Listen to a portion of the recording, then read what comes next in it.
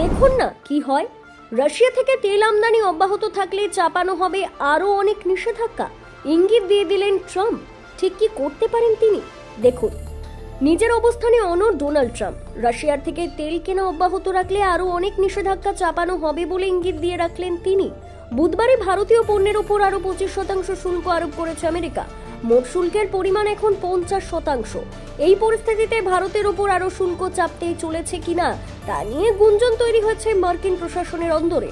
এদিন হোয়াইট হাউসে একই প্রশ্নের সম্মুখীন হন ট্রাম্প। সংবাদ মাধ্যমের তরফে তাকে জিজ্ঞাসা করা হয়, চীনের মতো দেশগুলি রাশিয়া থেকে তেল কেনা অব্যাহত রাখলেও এক্ষেত্রে ভারতকে কেন পৃথকভাবে দেখছে আমেরিকা। জবাবে ট্রাম্প বলেন, ভারতের উপর আরো 25% শুল্ক চাপানোর পর মাত্র 8 ঘন্টা হয়েছে।